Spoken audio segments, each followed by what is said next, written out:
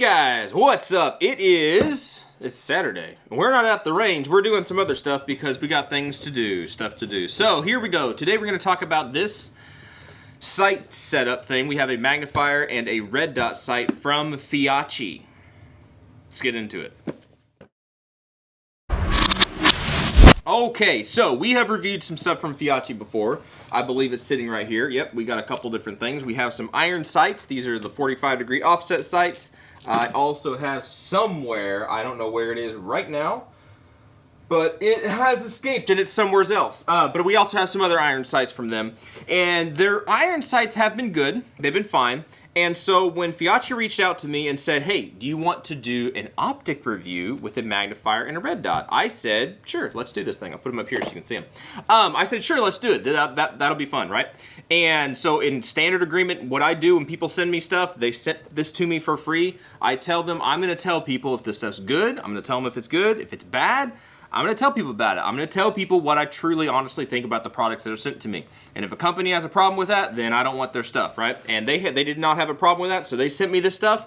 We've had it for a little bit. It took me a little bit to get out to the range, and when I finally did get to the range, dude, I've had gremlins in my camera or something going on, and it's messed up the last couple range footages that I've gone out and shot. It's just not that great. So I'll add in some footage as much as I can.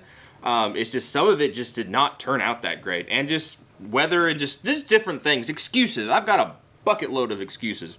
So I decided we're gonna go ahead and shoot this video. We're gonna do this overview, kind of review, more of an overview of this stuff.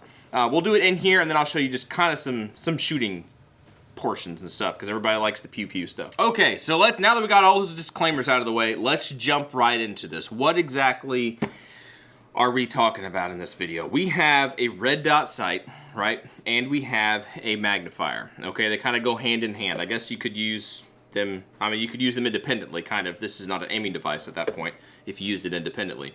Going on rabbit trails, we're going to try to avoid that. But basically, this is the light that we're talking, or not light. This is the optic we are talking about, okay? It's your standard open emitter kind of a sight, right? Where you have a glass screen or lens, whatever, right up here in front. It has a big hood, right? And then you have your emitter back here in the back. I'm holding this up against a dark background, so you probably can't see it. But anyway, so back here, yes, you have emitter that shoots up onto the glass, and it should emit. And it's a pain in the butt trying to get stuff to show up on camera like this. Oh, Nelly, there it is. There it is. Okay, so now you see it. Now, while I still have it here, I'm going to show you. You have this little button in the back, right? Or not a button, a little lever kind of. And if I can hold this guy real still, you can kind of see. Can you see how that cycles through different reticles? Different recticles? Sorry, I couldn't resist that. Basically, you have different reticles. You have a kind of the EOTech looking kind of thing where it's the circle with kind of the crosshair looking things on the outside and a dot in the middle. Then you have a dot. Then you have a standard crosshair with a dot in the middle. Then you just have the circle with a dot in the middle. So what is that? 1, 2, 3, 4. 4 reticles to choose from. Now, we'll talk about cons in a minute because how this switches is a con to me, but we'll talk about that in a minute. You have your elevation adjustment on this big old Allen key up here, which is kind of nice. It's not a teeny tiny Allen key that you're never going to be able to find. It's a relatively big one, kind of beefy, right? So you got your elevation, your windage is here on the side. You have one button, so that is kind of nice to operate this guy. You've got one button to where basically when this thing is off, right, you just hit the button and it'll turn on, and I don't think it will turn on to its last setting. Let's just test that. If I turn it on high and I turn it off and I turn it on, oh, it came up to the last setting. So there you go. I guess it comes back to the last setting that you had it on, right? But you can cycle through your different brightness settings, okay? I don't remember how exactly many brightness settings there are, but it can get pretty bright. Yeah, when you're outside in the snow and all the stuff going on, right, and the sun's glaring back at you, I did not have a problem seeing the sight, right? I did not have a problem, and it can get relatively dim, right? So it's not gonna. If it gets too bloomed out, you can dim it down. To turn it off, it's 2 ways. One way, you can leave it alone for an hour, and then it will turn off by itself. The other way is you hold down the button. I know you can't see what's going on, but you hold down the button. The one button that's on here for 2 to 3 seconds, and it will turn the light off, or the light. I keep saying the light. If I say the light, it's because I've done flashlight reviews for them too. But the button. It turns the red dot off, right? Basic stuff, very basic stuff. To attach this, you have 2 screws here on the side. You kind of loosen these screws out, and then it's just your standard clamp, basically. You clamp it down onto the top Picatinny rail of whatever your host firearm is, right? It's pretty simple, pretty straightforward. Only other thing is you got your batteries, and those are up front. I haven't even taken these things out yet. But it comes with batteries in it, and it also comes with some replacements, which is kind of nice, right? So these are let me pop one out. It's 3 batteries kind of in a sleeve. If I can pop one of these out, I will show you. Because the other one's popped out easy, no problem. Ah! Come on, feller. There we go. So it's 3 of these little button cell style batteries. Oh, my big finger's out of the way. There we go. These button style batteries, right? 3 of them all clumped up together. And they are LR44H. So whatever LR44H is, those are the batteries. And it takes 3 of them, and they're kind of all clumped up together with a little rubber band thing around that keeps them up together. And it comes with them installed, and it also comes with an extra set of them. I'm not exactly sure what the runtime is projected to be on these things. I will look that up in just a second.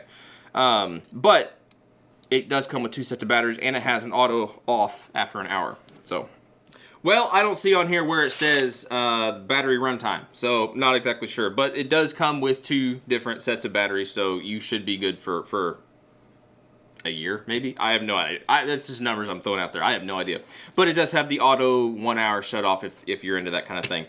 An interesting note, I will say, and then we'll talk about the magnifier. I have never seen this, ever seen this on your paperwork, right? And this is why you should read your paperwork that comes with your optics and different things. I'm just gonna read it, and maybe I'll throw a picture of it up there if I can remember to take a picture of it. But it says, notice, feedback from some customers state that the sights are blurry or it shows double images. Please don't worry. It just needs 3 to 5 minutes to preheat when you first, in the first time when you use it, right? Just turn on and let it stay. Kind of weird English. Let it stay for 3 to 5 minutes, then it should show clearly. Kind of what it says. I've never, ever seen that. So very interesting. It does get a little blurry when I guess, I don't know, when you bloom it up, when you turn the brightness real high and it gets bloomed, it gets really bright like a flower. It blooms, right?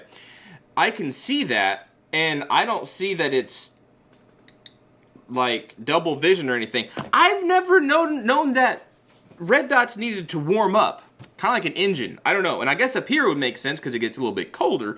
But that's an interesting thing. If there's one extremely unique thing about this sight system setup thing, it's that you got to warm it up. And I don't know if that's every time they want you to do that, or if that's like the first time you got to warm it up and like break in the LED or something. I don't know. Anyway, I thought that was just like a little interesting little factoid. Never seen that on any other red dot thing that I've ever used, but it's cool. Anyway, let's move on a little bit. We're going to talk about the magnifier. One of the things that I was kind of interested in when they said they're going to send me this is they were going to send me the magnifier that goes with it. And this is a 1.5 to 5, so variable power magnification monocular-ish kind of thing that sits on like a little riser thing that has a button so it swivels to the side. So so you can have your optics set up and then you flick over your magnifier, so you don't have a low power variable optic kind of thing, but you know what I'm saying. That's very common. You got magnifiers, right? And then you have low power variable optic things. That's the whole rage, or at least it was last year. I don't know what people are doing this year. But that is, it's a way to extend the capability of whatever red dot you happen to have. And in general, my thought was, even if the optic turns out not to be my favorite, right? I have other optics out there, and I will be able to use this magnifier for the other optics, right? So it's kind of a multi-purpose kind of thing. I can get this for this setup, but then I can also run the magnifier on other things, or something else that you might be able to do. It is only a 1.5 to 5, but you can take off the mount and just have a handheld monocular, right? A 1.5 to 5 power monocular. Kind of, interesting ideas and things you're able to do with it. And so far, all I've really used this for is for this optic. Because this is for this review, this kind of thing, whatever. I will probably put this on a different gun and kind of run it for a little bit. But we'll talk about that in just a second. We'll talk about some cons for both of these in just a minute. There's some pros and cons. I'm just going over some details, as little detail as I'm giving you. Basically, with this guy, we already kind of talked about the mounting system on it. You can center the dot, so it has a screw on top for your elevation, and then a screw on the side, where to go on this side, for your windage, right? So you can center up the dot inside of your magnifier, right? So that is nice. That is nice. They could have saved money and not had any adjustability in it and said, I hope when you mount it, it just mounts up right. But they didn't do that. Thankfully, they didn't do that. So you can adjust everything to get everything centered up to where you need to have it centered. So that is nice. It's specific built for this system. So that is kind of cool. As far as anything else goes, there weren't any weird instructions that they said. They said, you know, obviously the things don't scratch the lenses and stuff. You know, use the little wipes. It's shipped with some little wipes. These guys right here.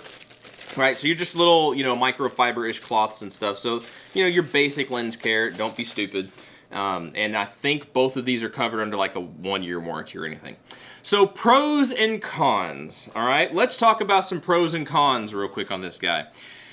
The pro is they are not super reflective, right? So they're not going to be like shiny and stuff out there. No, that's really kind of goofy. No, a pro about the glass quality of the optic itself, of the red dot. It's not a super blue tint. Sometimes these things can be obnoxiously dark, and that gives you a longer run time, from what I understand in the science of how red dots and stuff work. But it extends the runtime if you have a darker lens, right? Because it can reflect the light a lot better. So this has a very, very, very light, you know, it lets a lot of light through, right? Which means it lets a lot of light out. So I don't know how long that battery life is going to go. Remember we talked about that? I don't know what the battery life is, and that's kind of a con because they don't really tell you how long the battery is supposed to last you. But pro, they send you 2 sets of batteries. As far as mounting it up, it's pretty straightforward and easy. There's no QD or anything. So that's kind of cool because you would think that that would help you to set it on your firearm and it wouldn't be moving around, you would think. We'll talk about that in a minute. And then moving on to some pros about the magnifier. Basically, I mean, it is easy to adjust, 1.5 to 5. That ring is nice and easy to adjust. Everything is pretty easy to adjust. And it's got kind of an oversized attachment piece right here, the screw. You lock it down, whatever. You could use a socket kind of thing, whatever, or an open-end wrench or whatever. Just use your hands or whatever and just tighten it down. That's kind of nice. And now let's talk about some cons, okay? So let's just get the cat out of the bag. Let the cat out of the bag. This guy did not hold 0 for me, right? I've told you I will tell people if it's good, it's good. If it's bad, it's bad. This is one of those times where I'm going to tell you, maybe if you have an airsoft gun, or maybe if you have a BB gun and you just like to have some kind of a red dot on it, just something on it, whether it be for a placeholder or just for plinking around and just, you know, you're not hunting with it, you're not, you know, you're just shooting paper, you know, maybe some tin cans and stuff. There's no money riding on it, you know, you're not betting your buddy you're going to hit stuff or whatever.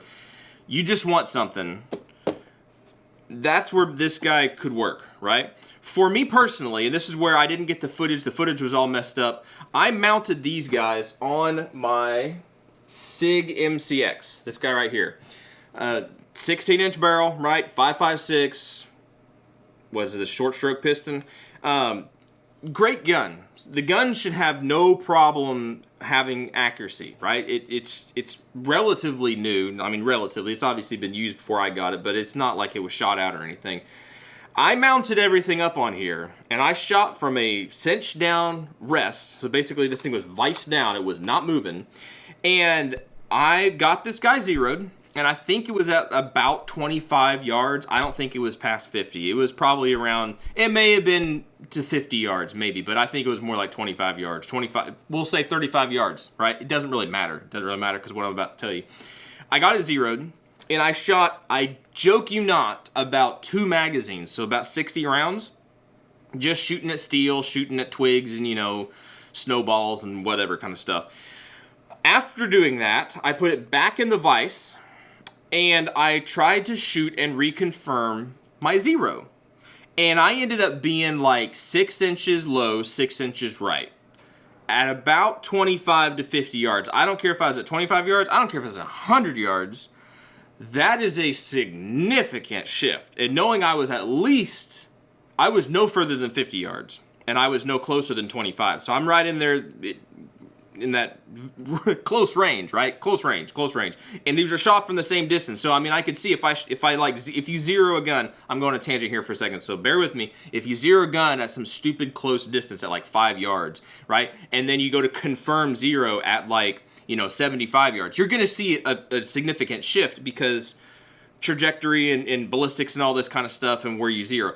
I put this in the vise at the same exact spot. The vise never moved. Where I locked this guy down, he didn't move. The target itself did not move. So there's no variation there. It's the same ammo, literally within about 10 minutes, right? Because I didn't, just burn down 60 rounds. I just shot a little bit, and just messed around with some things. And then I went to go confirm the zero, and it was literally like 6 inches low, 6 inches right. It was crazy. So I'm not 100% sure if that was strictly solely like the mount came loose or something, because if you can tell, let me step behind the camera. I'm going to show you if you can see this. All right, so if you can see this, we're going to try this, all right? We're going to try to line this thing up. Okay, so now you can see the dot, even though you can't really tell what it is. You can see that there is a dot, all right? But when you change your reticle, you have this little lever here on the back, and this is just a wheel. This thing goes all the way across, goes all the way across the other way. Well, guess what? When you change this, I'm going to hold the optic as still as I can, and I'm going to change reticles. You can see it basically just moves a wheel on the inside. That's what it seems, and so it moves that reticle. That reticle just kind of slides from one side over, kind of like a little Ferris wheel thing. All right, and so the problem with that is that if you change reticles, the reticle moves. It's not like you change it and it flicks to the next one, then it flicks to the next one, then it flicks. No, it like moves. So, and you do have clicks. Listen, you do have clicks, but you can mush right past those clicks. It's not like it hits a click of this reticle and it's like rock solid, not moving. And then you got to put some effort, and then it clicks to the next one. No, it just kind of slides right through. So for the reticle itself, I'm not a fan. This is one of the products that I will say, if you got a BB gun that you just want to shoot pop cans, or you got an airsoft gun that you just want to use to, because airsoft, has, those BBs just fly all over the place in general. Airsofters are going to hate, and that's fine. But this is probably okay for that kind of thing, because you're just getting a general direction of it's going that way, right? Generalized going that way. That's what this guy would do. I would not put this on a real gun. I don't know what changed the zero, what shifted, what did stuff, but it didn't hold zero. So that's what I think about that guy. For the magnifier itself, it's a little bit heavy, a little bit heavier than I thought it was going to be. Kind of a con that it's heavy, whatever. It's not it's not like a quick, fast, like it locks open, right? So for instance, let's just kind of throw this guy on here. All right, we'll throw this guy on the gun. It just locks in. That's an easy thing to do. It will just lock in nice and easy. All right.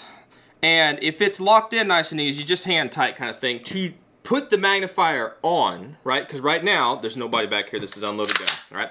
To put the magnifier on, if my optic was right here where it's supposed to be, right? You can't just push it over. You got to push the little lever and flip it over, which I guess could be good. And then the same thing, to knock it, take it off, it's not a quick thing necessarily. I mean, it kind of is, but it's harder to do with your non-firing hand. It's not as smooth of a motion to do because you're going to be you could very easily be touching the lens up front and all kinds of stuff. It's easier, and it's not good to do it with your firing hand. So you take your hand off your fire control, you adjust your stuff. It's just, for me, it's got a couple hiccups to it, right? For me, it's got a couple hiccups. Not to say that it's terrible, right? And I don't have a vast amount of experience with the magnifiers like this. This is really this is the second one really that I have. And the other one was same quality kind of thing. So for me, basically what I'm saying is, again, airsoft, BB guns, this is probably good. I'm going to run this guy, right? I'm going to use it on some other optics that are higher quality and see if it's maybe I just need to get used to it, right? Or maybe if it had a different mount, maybe I can find a different mount that would be easier or better to use. I can see the application of these things. It's just, this one didn't really strike home with me, all right?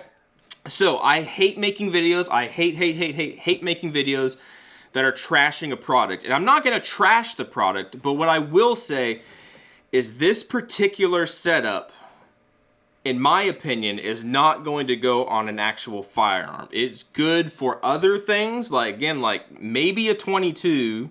If you're just plinking, I would not put it on a 22 you're gonna go hunting with, because I don't think that's responsible, because you could end up shooting something in a place you didn't mean to shoot it, or you could completely miss because of that shifting zero thing that's going on. But putting it on a BB gun or an airsoft gun for fun, I can see that. Time will tell on the Magnifier. I will keep using it, but we will see. It's just kind of big and chunky and bulky, but we'll see. We'll see. It's not a hard strike against the Magnifier, but it's not something I would really spend a whole lot of money on for the optic itself, all right? I hope that was just information for you guys, good information for you guys. If you're considering these things, their iron sights, I don't have a problem with their iron sights. They work just fine. I honestly do not have a problem with them. They're good. They actually have some cool design features that I appreciate, that I like. This optic system, not my flavor. Not really my flavor, all right? Anyway, guys, I hope you found that interesting. I hope you found it informative or something, some kind of helpfulness, I guess. If it was helpful or informative or whatever, please do let me know. Feyachi, don't hate me, but I told you I was going to tell people good and bad and bad, so I tried to give a good, fair shakedown, and that's what we got. And that's one reason it took me so long to get this review, because I was really trying to like it. But it is what it is. All right, y'all be good to be safe. I appreciate you watching, subscribing, everything. If you want to support the channel, if you appreciate this kind of stuff that I do have a Patreon, okay? And that's just the easiest way to throw money at me for ammo, for things and stuff, and who knows what else, and I want to rebuild this background at some point, you know, stuff like that. That's an easy way to hit me up over there, and in return, I try to give you an extra video a week, more or less a current update of what exactly we're working on, behind the scenes-ish kind of stuff. Also, if you want to get something back for your money, we have Teespring, so we have some t-shirts and stuff, things like that. We're also over there on Gunstreamer and Rumble. I believe those links for all that stuff is down below if you want to check any of that out. And if you don't, it's no harm, no foul, because I never check out other people's stuff either. So, yeah, pot calling the kettle black, something like that. All right, y'all be good, be safe. Hopefully we'll catch you guys in the next video.